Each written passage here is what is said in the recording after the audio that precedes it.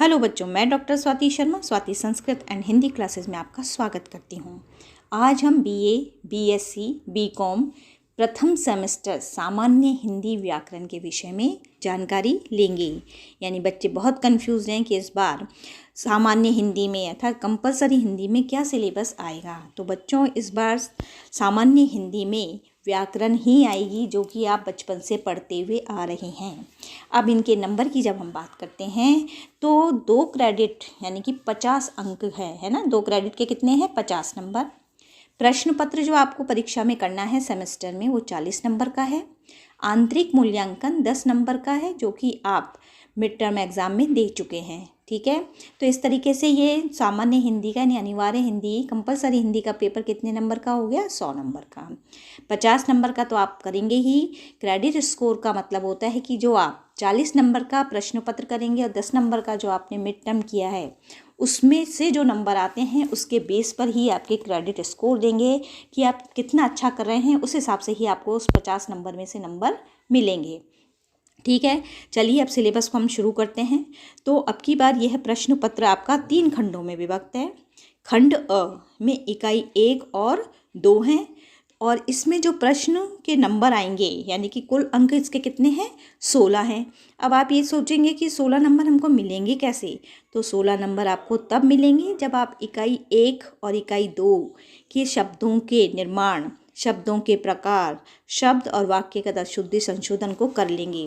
तो इकाई 1 जो है शब्द निर्माण, उसमें क्या क्या आएगा? उपसर्ग, प्रत्यय, संधि और समास। ख जो है उसमें शब्द के प्रकार हैं जैसे कि संज्ञा, सर्वनाम, विशेषण, क्रिया, क्रिया विशेषण। ठीक है, दूसरी इकाई जो है उसमें क है शब्द एवं वाक्यगत अशुद्धि संशोधन। कोई सा भी वाक्य अशुद्ध दे देंगे और आपको शुद्ध बनाना है।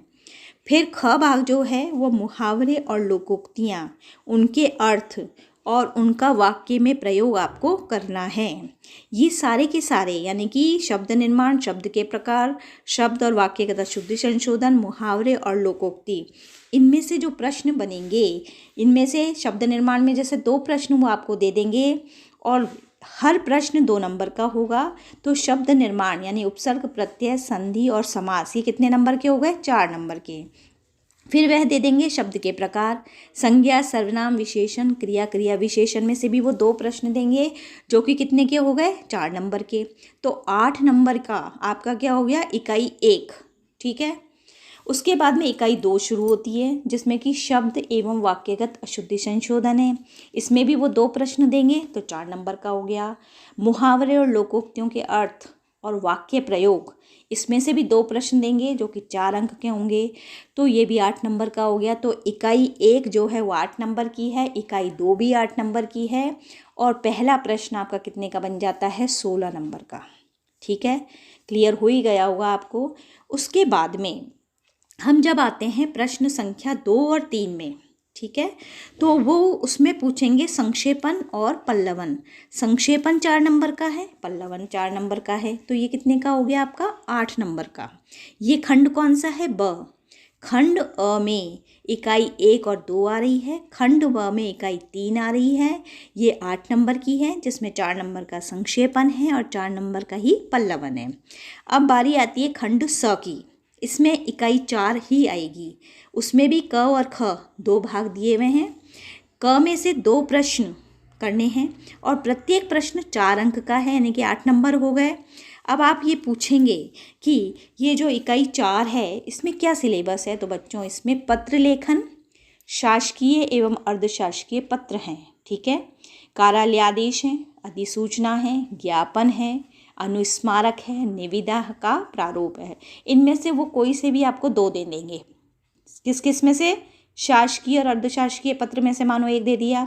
दूसरा वो कोई सा भी ले सकते हैं कि कार्यालय आदेश ले लिया या अधिसूचना ले ली या ज्ञापन ले लिया या अनुस्मारक ले लिया या निविदा का रूप ले लिया। तो ये 4 और 4 कितने नंबर के हो गए? 8 नंबर का। तो इकाई 4 में से क में से 2 प्रश्न आएंगे जो कि 8 नंबर के हो जाएंगे। ख जो कि निबंध लेखन है, किसी पे भी है वो आपको निबंध दे सकते हैं और आपको निबंध लिखना होगा और उसकी शब्द सीमा भी निर्धारित की हुई है। 400 शब्द निर्धारित है शब्द सीमा में, ठीक है।